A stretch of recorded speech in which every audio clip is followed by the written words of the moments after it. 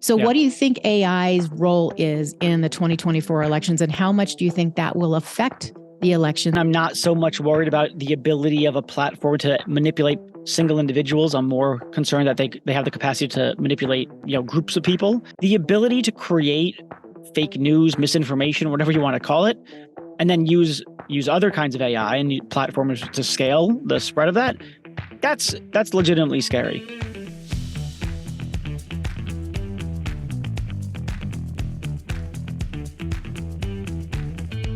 This is the Mentors and Moguls podcast with Heather R. Stone. I'm very thrilled to have our next guest here today. This is Reid Blackman. He is the author of the book, Ethical Machines and AI. So we're really going to talk about AI and dig deep into everything from politics to purchase power to financing and selection and the like. Reid, welcome. Yeah, thanks for having me. Well, let's talk about you a little bit. How did you get into AI and ethics consulting? That is an unusual field, but I think it's a much needed sector. Yeah, it's getting more usual. The path to it is unusual. So bear with me for a second, because I'll say some things that you wouldn't think that they would line up with an AI ethics consultancy, and yet they have. So I was a grad student getting a Ph.D. in philosophy. To make a relatively long story shorter, I started a fireworks wholesaling company.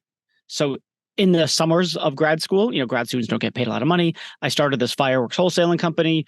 It grew over the years. Actually, it still exists. I don't operate it anymore, thankfully. But, the company's been around for over 15 years now. So that's relevant because when I was a professor for 10 years, philosophy professor. The entrepreneurship organization there got wind of my having this fireworks company and said, "Hey, would you be a mentor to startups here?" And so I said, "Sure." So I was a mentor to startups, and I'm looking around and I'm seeing these students doing this, these cool, new, interesting things. And I get jealous is a bit strong, but I'm thinking, oh, I want to do something cool, new, and interesting. What would that be? Well, here's the thing. I don't want to leave philosophy and ethics in particular. I love those things. So what would it be? I guess it would have to be something like some kind of ethics consultancy. But what the heck is that? Is there such a thing? And I Googled it, as one does, and there wasn't really anything. There were some things in the healthcare industry in particular, like ethics committee at hospitals, but that's not what I was really looking for. And so there was no such thing. And I didn't see any market for it. So I just sort of sat on the idea for a while. I had my eyes open, waiting to see if there would be a market that would emerge. And then Me Too and Black Lives Matter and Cambridge Analytica. And you put these things together with the power of social media, people really raising awareness about these things. And at some point I realized, okay, I didn't put it this way. I wasn't, I feel like sophisticated enough to put it this way at the time, but it was something like ethical risk is a business risk. It's a reputational risk in a way that it wasn't before because of social media. So there's a market here. They need to get their ethical houses in order, but they don't know ethics, and I do. And so I left academia and I started an AI ethics consultancy.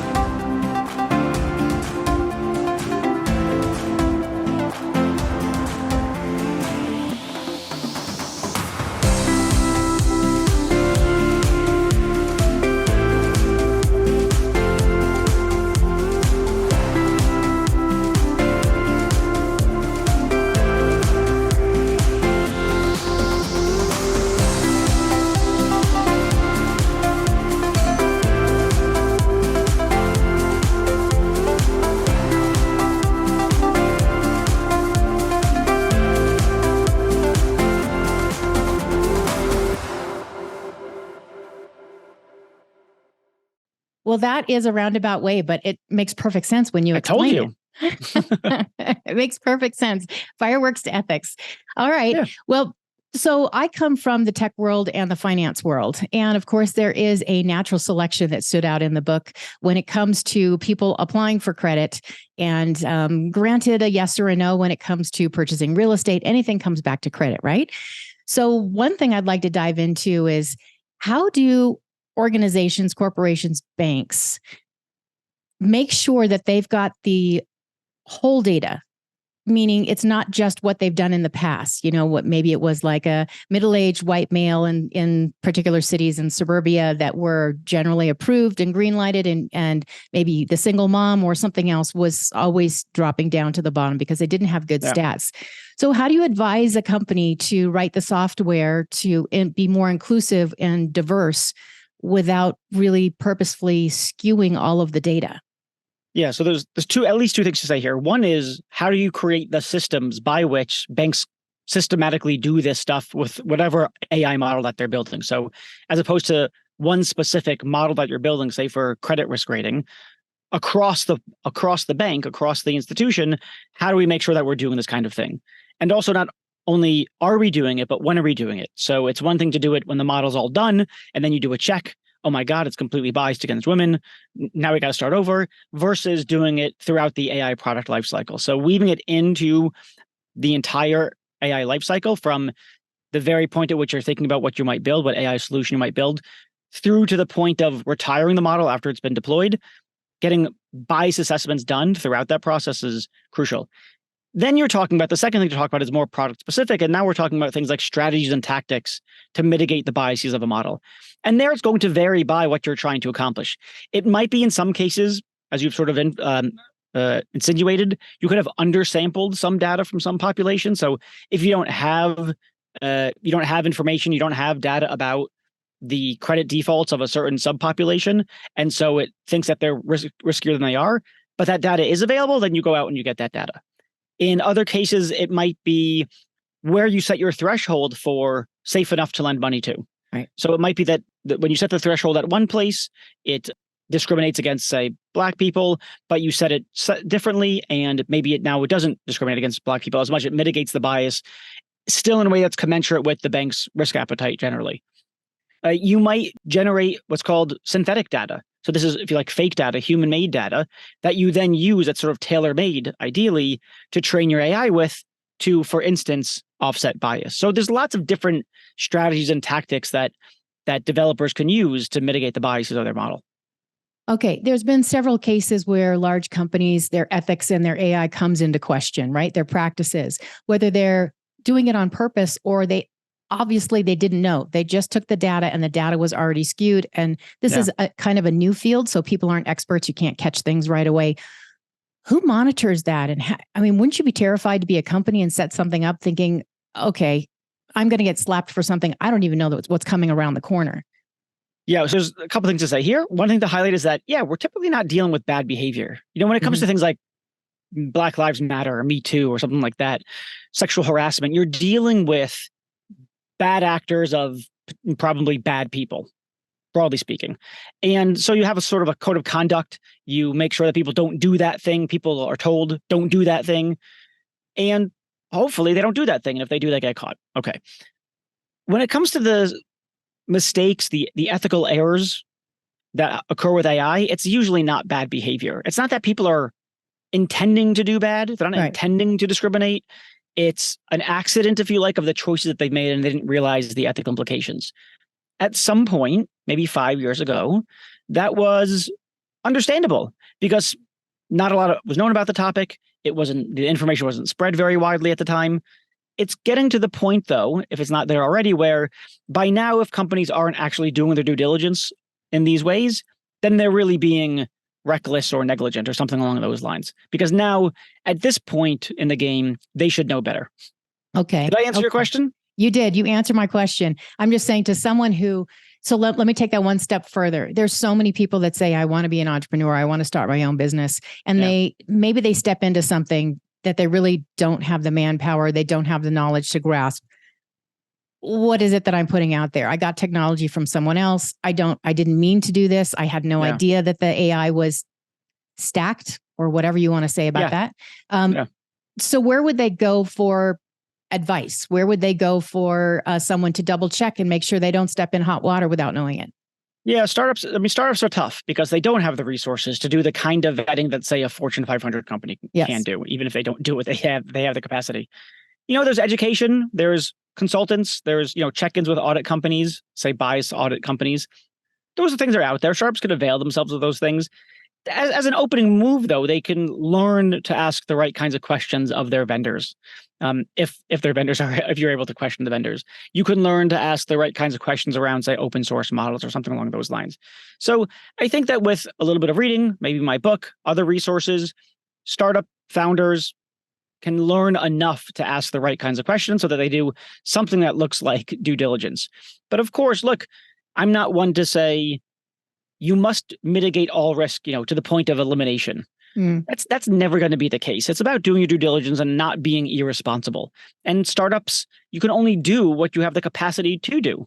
And so there's going to be some risk on board. Absolutely. Okay. All right.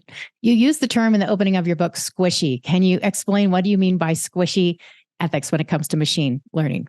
Well, just ethics generally. I mean, so I come from the world of academia. I was a professor for 10 years, like I said, plus, grad school before that. So talking about ethics for literally decades, reading, researching, writing, publishing on this stuff.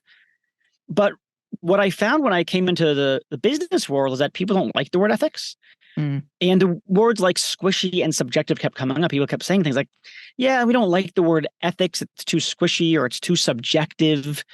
That's one reason why I started talking about ethical risk.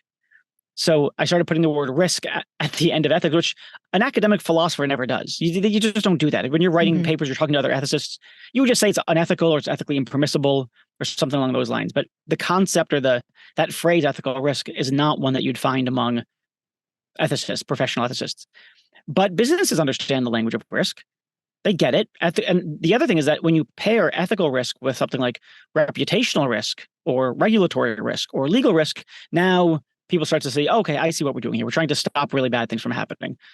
So that's the way that I try to get people, or one way I try to get people to think about ethics in a way that's not squishy.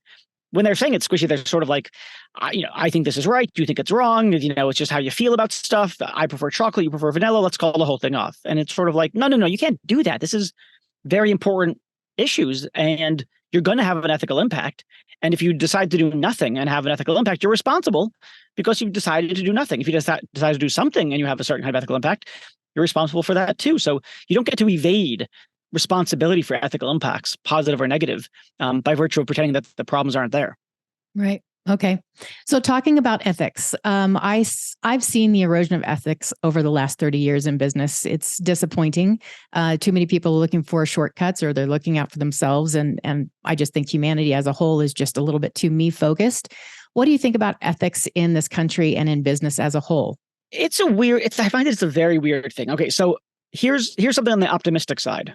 The discussion and action around the ethical risks of AI has increased year over year for at least the past 5 years. So I've been really in this space for 5.5 years, 6 years, paying attention. And like I said, only year after year, I see more and more people talking about it, more and more companies doing something about it. Frankly, my client list grows, each year. So that's reason for hope. There's a lot of organizations around this as well, nonprofits working in this space. So I think that there is, I feel like, a groundswell over the past few years.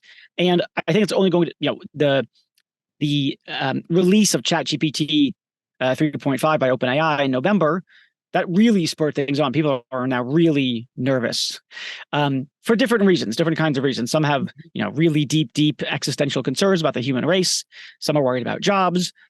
As one of my clients at a Fortune 500 company said, we don't have any fires at the moment now, but now everyone is holding a flamethrower. So people are nervous. That's also spurred companies on to take it more seriously. That said, there is this, even though they know they need to pay attention, a lot of people, by no means all, but a lot, it's weird. They don't know how to talk about ethics. It's like in their personal lives, they can say something like, oh, that's unethical. You can't do that. And everyone knows what we're talking about. Don't cheat on your spouse. Right. That's unethical. Okay, don't backstab your friend. People get that. It's unethical behavior. But when it comes to business, it's weird. They don't know what to say. They're like, well, is it legally required?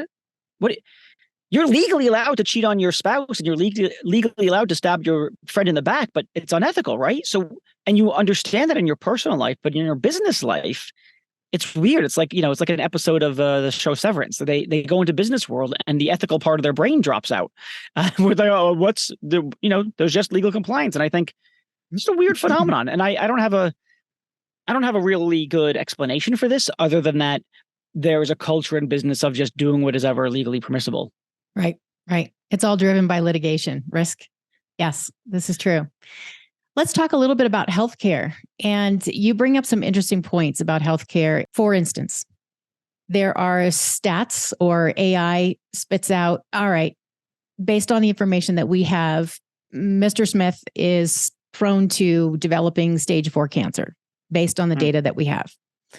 And then you talk about the explanation point of that, where a machine can only explain in stats, and no one's going to sit there and say, well, our algorithm is created this way, and this is how we came to this conclusion, the percentages of you developing this, so forth. And then a doctor has that more personal, compassionate delivery where he can actually talk about, this is what I've seen in my life, in my practice, in my experience. So how do we use AI and doctors to complement the experience for the person coming in with healthcare? And then is the data subjective to whatever has been put in, and they fire miscalls through AI? Yeah. It's a really complicated issue. So I'll highlight a couple of the complications. One is that diagnosing people is really hard. There's so many variables involved. And so it's hard to figure out, how do we test this AI for being sufficiently reliable? So first of all, what's the benchmark for sufficiently reliable? Is it as good as our average doctors? Is it better than our best doctors? You know, what's the line here that we needed to cross? And then how do we measure that? How do we test that? That's one issue. That's relatively straightforward when it comes to task-specific AI. So an AI, a model that just says, you know, the probability of someone developing diabetes in the next 2 years, or scanning the image and saying, like, that's a cancerous tumor, or something along those lines. That's relatively easy because you can test success rates, you can test false positives, false negatives, true positives, true negatives. You can test those things against our doctors. There's still difficulties here, but it's not crazily difficult. Things are a lot more complicated with large language models. So GPT or Google's Bard, where, and this is going on now, you can type into that thing, here's my patient, here are their stats, blah, blah, blah, blah. What do you think is going on with them? Give me three possible diagnoses, and it'll spit it out. It can be quite accurate, remarkably accurate. I mean, some of the stuff that I've read about that doctors, researchers have tried out, it does amazing stuff. But also, sometimes it puts out false information. Sometimes it puts out biased information. And then we ask this question, when is it safe to deploy something like a large language model in a healthcare setting where there's diagnosing going on? Now the problem is, you're not just testing it in this particular thing, like how good is it at detecting diabetes? Because the LLM has the knowledge, so to speak, metaphorically speaking, not just of an endocrinologist, but of an endocrinologist and an oncologist and a pediatrician and a geneticist, and the medical knowledge it has more or less is the set of medical knowledge that we have. How do you test that thing, given the vast array of circumstances it can find itself in, that it might be deployed in? Different countries, by different people with different kinds of expertise across very diverse populations. Testing that to see whether it's sufficiently safe to use, that's not so straightforward. That's really difficult. Did I answer your question, or have I just said something that doesn't relate? No, you've answered it basically saying there is no real answer. There's, it depends on how you look at it. This is how accurate we can be. And, it's not that there's no real answer. It's that it's hard. You have to do things like determine what you think should be the appropriate benchmark for safe deployment. That's one conversation determination to make. What's our risk appetite in this case? And then you have to figure out what would be sufficient way of testing the AI to see if it meets or exceeds that or falls below that benchmark. So you have to figure that, and then you have to actually do the testing. So it's not that it can't be done or something along those lines. It's just that it's a big lift. It's a much smaller lift, again, if you're talking about a task-specific AI, like predicting the probability that someone will develop diabetes in the next 2 years. Right. It's a much more complicated affair when you're dealing with generative AI or LLMs in particular. Makes sense. All right, let's jump here to purchasing. So Amazon has been, top of mind for a lot of people in thinking, all right, is Amazon really pushing things that I should buy? And it's watching my predictability of what I'm interested, what I might be interested in, what I'm likely to buy. Are they breaking the law is that an ethical question, or is it all fair in capitalism? And hey, they're just taking the data and they're trying to get their information out to the target market that they need to see it. Okay, so first, I'm not a lawyer, so I can't tell you whether it's against the law. Okay. The fact that it is or is it may or may not be against the law, it doesn't entail whether it's ethical or unethical. You might have, it might be legally permissible but ethically impermissible. True. And it might be legally impermissible but actually ethically just fine. To give a simple example of that, suppose it's 3 a.m. and you're at a stoplight and you can see every direction for a mile and it's a red light, no one's coming, and you blow the red light. All right, this is a legal infraction, but it wasn't unethical. I mean, it was perfectly safe. So you can have, legal and unethical and illegal and ethical. Okay, now for that in particular, there's going to be a question around whether you think that they have to get consent to collect your data in the way that they do, and then to use it in the way that they do. There's the standard line among people in this space is that unless they have your meaningful informed consent to use it for those purposes, it's unethical. The idea is that respecting people's right to privacy, and more specifically, respecting their right to exercise. Exercisable right to privacy. That's great. Good. Let's go with that. If you're going to respect that, then you have to give them control. You have to give them the possibility of making a choice that, no, actually, I don't want you to collect that data. So on a fairly standard line, it's unethical on the condition that they don't provide sufficient means by which people can provide or withhold their consent. Now, whether Amazon does that, that's a separate question. That requires some digging in a little bit. And I'd have to sort of look into, I've never gone into my Amazon settings to see, hey, does it show me what data they're collecting about me and whether I can I can opt out of certain data collection? I've never done that, because the other side of things is, and most people I would think in this space would probably disagree with me on this, I'm not that concerned. If they make me a recommendation and it's a good recommendation and I buy the thing, great. And people like to say things like, oh, they make you do things, like they make you buy stuff. You have free will. They didn't make me buy it. They've influenced me in some way by showing me an ad for something or showing me the product, but that doesn't strike me as ethically objectionable. So, a lot depends upon how they're using it. And I find it hard to get worked up over the fact that they're, targeting me with an ad for towels, but other people find it, objectionable. And then the question is, okay, well, insofar as it's not illegal, let's assume that it's not illegal, then Amazon itself, or whatever the relevant company is, has to articulate what its ethical standards are and whether it passes their standards for what's on the ethical up and up. Makes sense. Yeah. Last time I checked, nobody put a gun to my head and said, you have to swipe your credit card and say, I want 2 of these tomorrow, please.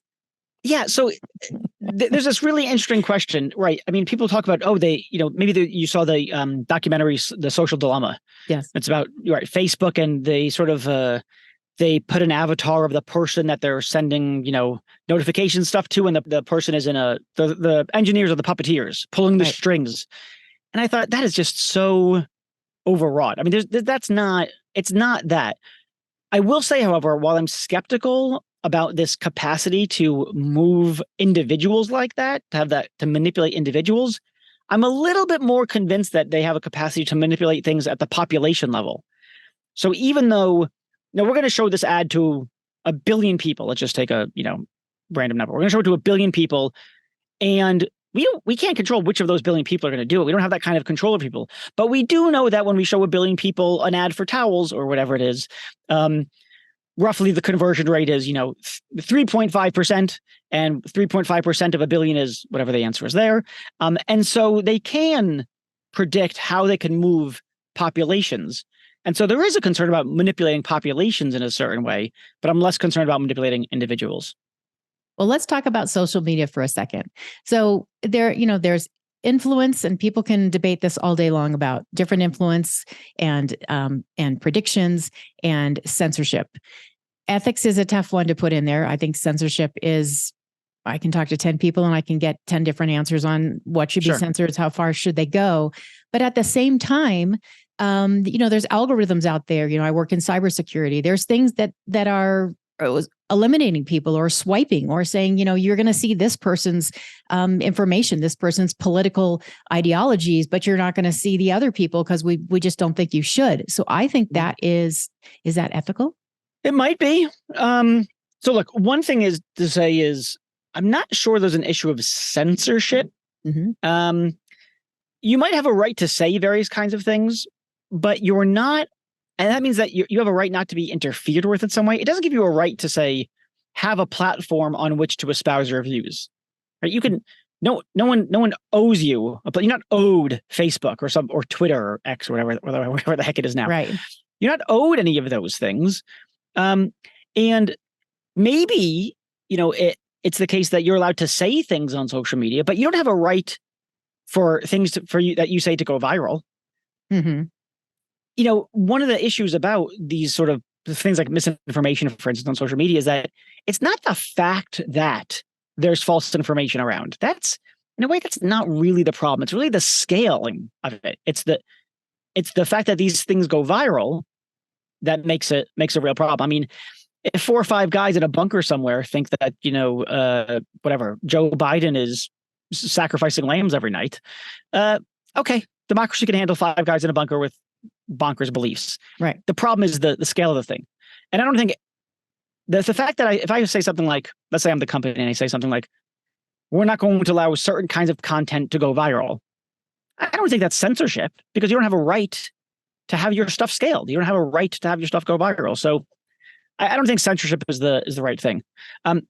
We're not going to show you ads of a certain sort. It might be unethical. It might be ethical. One thing that's going to matter here is the extent to which you're transparent about the fact that you're doing that. So suppose I say, listen, one thing that we want to do is provide you with a personalized experience. And what that means is we're not just trying, let's say, for instance, I'm not saying this is any particular social media stance, but they say something like, we're just going to show you content that we think you'll enjoy, not necessarily react to, just enjoy. And we don't think you enjoy content of a certain political persuasion, so we're not going to show that to you. And then they don't. That seems fine. If they give you an option, that's better. But I don't, does that answer the question? It does. It completely does. You could say no. No, it answers the question. And the question is, there's 20 more questions. And how do you feel about it? Yeah. But I think the one thing that stood out to me is that to say you're not owed. And I think that everybody thinks that they are owed an account on Twitter, or they are owed an account on X, right. And they are owed the same platform that everyone else is. And they're indignant if they get turned down or toned down or completely canceled. And I think that really is the crux of it. When it comes to politics, obviously, AI has been a big concern with the political influence, one candidate over another. What do you think the role of AI will be in the 2024 elections? There's everything from predictions to, obviously it's normal. You send ads up on TV and every other medium to different areas where you think you've got a target, or you need to win a state. So what do you think AI's role is in the 2024 elections, and how much do you think that will affect the elections? And are we in danger of what AI can or can't do? Okay, so it's going to be used for targeting. That's clear. Again, I'm not so much worried about the ability of a platform to manipulate single individuals. I'm more concerned that they have the capacity to manipulate populations, right? Groups of people. So, we show this ad to this many people in Georgia. We can predict that the influence level is going to be like this across this many people. And so blah, blah, blah, blah, blah. That's somewhat concerning. The big concern that people get worked up about, and I think justifiably so, is the easy generation of high quality misinformation. So now that we've got LLMs, maybe you don't speak English so well, but now you can, for instance, let's say you're a state actor trying to create misinformation. Let's say you're Russia or China or something. You can create really decent sounding English false stories using a large language model. You can create images pretty easily. You can create videos pretty easily. So the ability to create fake news, misinformation, whatever you want to call it, and then use other kinds of AI and platforms to scale the spread of that, that's legitimately scary. And I don't think that I haven't heard of any real plausible solution to solve this problem yet. People have said, oh, this is a real problem. One thing that tech companies have responded with, and they actually some tech companies just voluntarily agreed to put watermarks on their AI generated content. So if someone goes on to Bing, for instance, and generates a picture of a political candidate doing something unseemly, it'll be watermarked, something like generated by AI using Bing or whatever it says. But that's not going to be sufficient for a variety of reasons. One is that hackers will just figure out how to make that watermark go away. And then it's going to be a sort of cat and mouse game about putting the watermark back in, erasing it, putting it back in, et cetera. The other thing is that it doesn't really track how people have emotional reactions to content.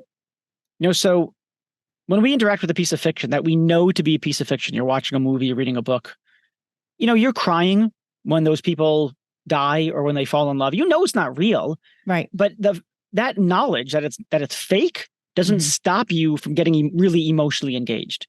And so one of my concerns with just a mere watermark is you're just telling, if you like, the prefrontal cortex, you're telling, the smart part, the intellectual part of the brain, this isn't real. But it's the content's still going to engage them on a non-rational, emotional level. And so you think, oh, Joe Biden or Trump or whomever it is, they didn't really do that. I know that's fake, but it feels like something's right there. I'm not so I think there's going to be an ability to push people's emotions around. Yeah. And then the last thing I'll say, and this is not my point, this is a point that was offered to me by friend and colleague Jeff Steibel, said something like, it also misunderstands how misinformation spreads. It's not through the creation of tons of fake accounts. It's through an influencer who has, tens of thousands, hundreds of thousands, millions of followers, getting some information, quote unquote information, from a fake account with misinformation, spreading that to his or her followers, citing the original thing, but no one goes back to check citations. I mean, nobody except for academics.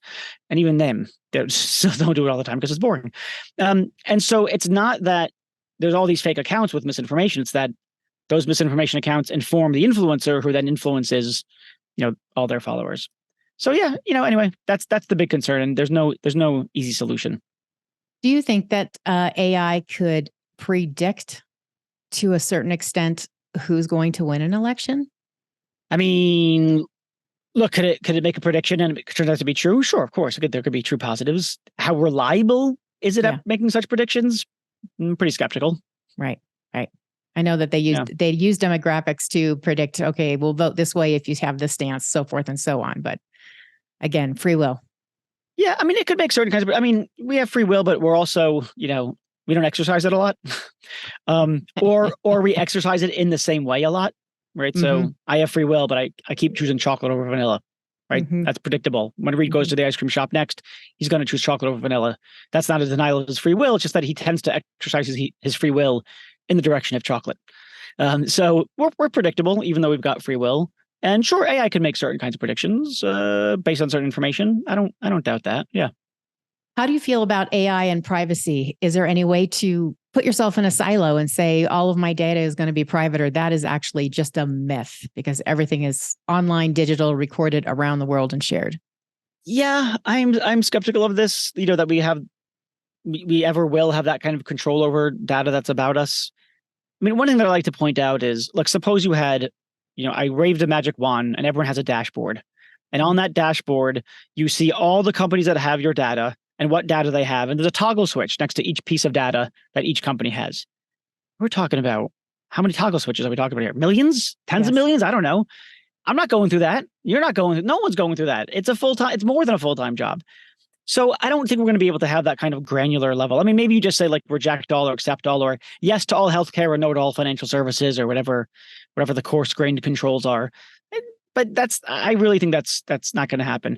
Some people think we should just disallow the collection of that data full stop, that there's certain kinds of information that shouldn't be for sale.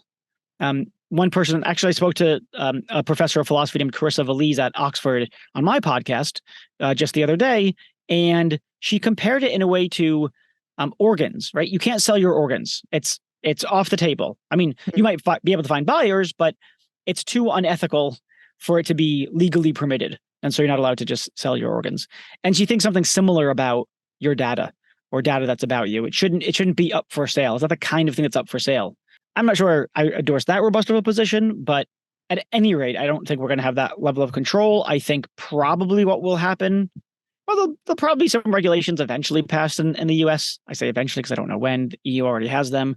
That will be at least intended to protect citizens from collection of data, the use of which may harm or wrong citizens.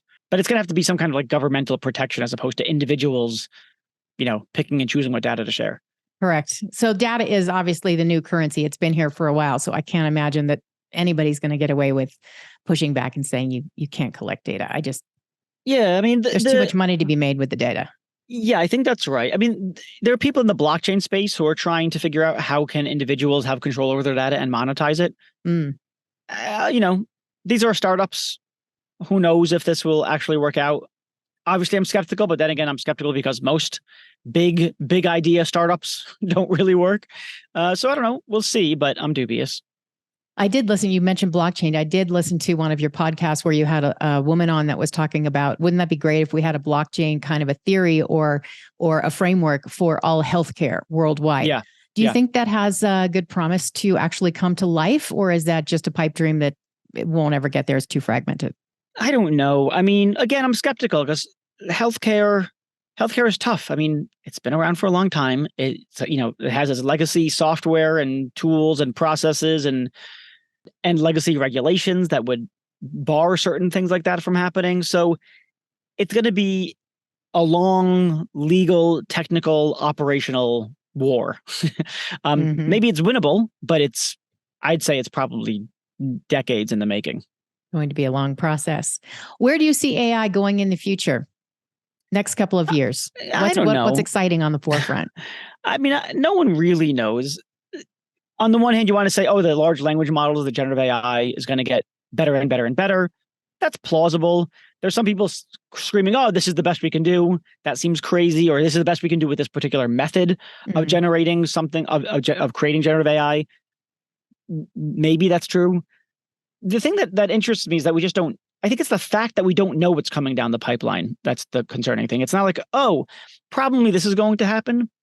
What will definitely happen, barring something like the sun exploding, is lots of money will get poured into this tech sector, and lots of developments will exist, and there will be kinds of AI that come out tomorrow for which we don't yet have names. Just like not everyone was saying generative AI, 6, 7, 8 months ago, whatever it was. Right now, it's on everybody's lips. This is going to be some other kind of AI that comes around, or it might be something like more powerful AI by virtue of the introduction of quantum computers. So that you have quantum AI, and then things get really nuts. So tell people that don't understand what you mean by quantum. There's a basic linear computer that can do a search, and then there's a quantum computer. Tell people what the difference is. So one way to think about it is that, at a very sort of non-technical level, is that quantum computers are capable of carrying out calculations that it would take our best supercomputers, classical supercomputers, hundreds, thousands of years to calculate. It does way more processing than what our computers do now, even the fastest ones that we have on the planet. Okay. How does it do that? Well, things can get quite technical here. The best analogy I've heard goes like this, and you've already you're getting to this point by the talk about linear calculation. You put a mouse in a maze and you want it to get out. So it goes on one path, hits a wall, comes back, goes on another path, hits a wall, comes back, goes on another wall, another route. And eventually, it finds its way out. But it's successive. It tries route 1, then it tries route 2, then it tries route 3 until it's successful. With quantum computers, and we can potentially try to talk about the science behind this. It's the mouse is exploring all of the routes simultaneously. It's not sequential, it's simultaneous. And so you're going to explore all those possibilities in, a fraction of the time that the mouse would figure it out sequentially. So that's what quantum computers allow you to do. So it can calculate a lot more possibilities with a lot more data points a lot quicker than even the best supercomputers we have now. So if what you're in the business of doing is using AI or ML in particular to look at vast troves of data, well, the kind of processing and the kind of, looking for patterns that AI can do now will look like kindergartners counting on their fingers compared to the quantity of data that a quantum computer can handle. And so we're going to see, I think we're going to see quantum AI, which is a matter of being able to look at way more data than we can right now. Yeah. What would be the best use case for someone using? Would it be Homeland Security? Would it be scientists that are trying to send something new to Mars? Any thoughts on that? Well, so there's all sorts of use cases. Generally, it's good for optimization. You're trying to optimize some process to achieve a certain end. Right. And since optimization is about, hey, which of these different ways of doing something would be the best way? And quantum computers can look at each one of those methods simultaneously, any optimization task is going to be suitable for quantum computers. You mentioned Homeland Security. One of the crazy things about quantum computers is that they are, as I'm sure you know, a massive cybersecurity risk. Yes. And that's because, and this is more for your audience, not for you. I know that you know this, but as you know, the vast 99.9% of the encryption on the internet is one-way encryption. So you put something in, it encrypts it, you get an output, and it's one way in the sense that you can't reverse engineer it by going, from the encrypted stuff to the unencrypted stuff. Right. So one example that I like quite a bit is the blockchain example. People might know that you have, in a blockchain world, you have a public address and a private address. Your public address is essentially like an email address. So when people want to send you, say, some kind of digital currency or an NFT or whatever, they send it to your public address. Your public address is tied to your private address so that you can actually, log in, collect it. So your private address is like a password. So if your public address is your email, your private address is your password. But with blockchain, all of your the public address is mathematically derived through one-way encryption from your private address. Okay. And you can't reverse engineer it unless you have a quantum computer that can run something called Shor's algorithm, which can, in fact, it seems, reverse engineer it. So you take everyone's public address, you can mathematically derive their private address, and now you have access to everyone's digital wallet, all the digital currencies they have in there, all their NFTs, blah, blah, blah, blah. But it's not just that. It's all the encryption on the internet is one-way encryption that can, in theory, be broken by a quantum computer running Shor's algorithm. It gets worse, though. This is sort of my favorite, favorite thing around this space. You can steal now and decrypt later. So you think, people can, at some point, they're going to be able to take our data and decrypt it if we don't get quantum resistant encryption. But what people don't realize is, no, there can be sort of corporate espionage right now where a corporation steals your encrypted data and then they wait 5-10 years and now they decrypt it with the use of a quantum computer. Or if you're a state actor, steal now the encrypted data about, say, the locations of military bases, which don't change that often. And now that we have quantum computers, let's decrypt it. We know where their military locations are now, and now we can, formulate an attack. So you steal now, you decrypt later. So it's a really fascinating and sort of crazy aspect of what quantum computers can possibly do, and really speaks to a need for the existence of quantum resistant encryption, which apparently is quite difficult to figure out. And secondly, the operational workload of updating all the encryption of all the internet, of everything in your company. That's a huge lift. And so figuring out how to do that should be, figuring out either how to do that now or figuring out what has to happen in the world of quantum computers such that it would trigger. We need a strategy right now. That's got to be looked at carefully. That's a whole nother, I want to say, building. We've got, I'm involved with cybersecurity in schools and teachings and whatnot, and you just can't keep up. You're always chasing the bone. You can't keep up. So I don't know how you keep safe when it comes to, if someone really is intent on getting your information or access to whatever it is, they can hack through it at some point. Yeah. That's not very positive thing. Okay. Let's end on something positive. What is a positive? That's not my thing. Yeah. Some positive parts about AI. How can it really help people that we never really dreamed possible? Any thoughts on that? Yeah. I mean, I think that the applications that I'm most familiar with that seem like they could be greatly beneficial are in healthcare and life sciences. So we talked about some legitimate, important safety concerns about the reliability or the safety of using these things in various contexts. But plausibly, number one, they might be better at us at diagnosing things, at finding the signal in the noise in a way that we can't, and possibly saving lives. Better at diagnosing, could augment, and not replace, but augment human doctors. So when they need a consult by a quote unquote knowledgeable colleague, they can consult that. And so you might get better healthcare results that way. You might get people who don't have access to great doctors. Let's say they live in a remote village. Maybe they have better access now that they have an access to an LLM, or their local hospital doctor has access to it, so they get augmented. So you might have, more people getting good healthcare advice, good diagnoses, and good guidance. So I think those are really interesting.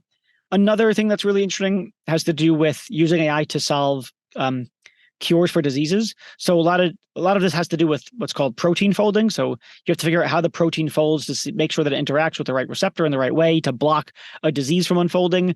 Protein folding is a really hard, mathematically complex problem. AI turns out to be quite good at it. So it holds the prospect of curing lots of diseases. In fact, the first drug discovered with the aid of AI just entered into human clinical trials for a chronic and fatal lung disease. So it's already beginning to happen. So I think that's where that I've seen so far, the biggest place where I think this could transform healthcare in a really significant way across the globe and in a positive direction. Could it help us with a pandemic? Never thought of that. Well, I mean, if you're looking for a vaccine, right, it's going to help you identify potential vaccines. So yeah, it absolutely could. How about with crime? Now, it could also help bad people figure out how to create really bad viruses. So there's a flip side, but yes, it can help. It can help cure. Very true. And the last thing we didn't talk about was crime, the legal system, predictions and things like that. Without knowing it, how dangerous, how corrupted is the data in predicting the probability that someone should be sentenced a certain way versus another person? And does AI play into, judgment calls and laws and things like that?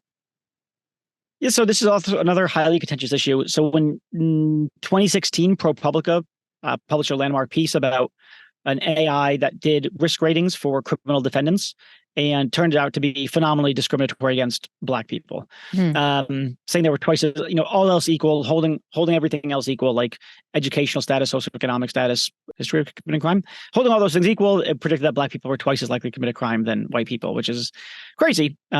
When you hold all the other variables constant. Okay. So that makes people very, very suspicious of AI in the criminal justice system. There's some other work going on. I actually recently interviewed and aired a podcast on my podcast, Ethical Machines, with Peter Salib, who's a professor of law, who has done some empirical research, or at least, he's read the papers and talked to the data scientists who have done empirical research to show that AI is better at making predictions about the probability that someone's going to commit a crime in the next 2 years than people are. This is particularly relevant for probation, as one example. Should a prisoner be given probation? One thing that helps here, a reason that AI is in some cases, it seems anyway, better than people at making these kinds of predictions, is that people are really, really bad at making predictions. That we don't know. We're just bad at it. I mean, there are so many variables. There's so much that we humans don't know. We make so many, forget about implicit bias, explicit bias, just the limits of human cognition. We're kind of stupid relative to how much information is out there in the world. That's why we use AI, because it's helpful at getting us information that we can't see by ourselves because we can't see the patterns. So we're relatively dumb in these really complex scenarios. What's the probability that this defendant or this person in prison might commit a crime within the next 2 years? And then there's a slew of variables. I mean, literally thousands. How are we supposed to parse that? We can't. So one reason why AI is better than people or might very well be is because the bar for being better than us is pretty low. Wow. Interesting. I think making predictions also, I don't know a single person that can take their own experience and their own human emotions out of making a prediction. Right. If you've had a bad experience in this scenario, you're going to think everybody lives by that rule. Everyone is going to have that same experience. Yeah. There's all sorts of cognitive biases, right? There's not just biases that have to do with, disliking people of a certain race or ethnicity or something like that. There's just cognitive biases where you make certain kinds of intellectual mistakes, like false inferences like that. Well, this is how I think about it, so this is how everyone thinks about it. Or this is how it happened for me, so this is how it's going to happen for that person as well. When that's just false. So we suffer from all kinds of biases. There's loads of people out there who love listing all these biases. Here's a chart with the 237 human biases, which is useless because what are you supposed to do with that thing? But point taken. Okay, we're riddled with bias, which makes it relatively easy to do better than us, especially when it comes to predicting what the future is going to look like. We're bad at it. We're human. We're human.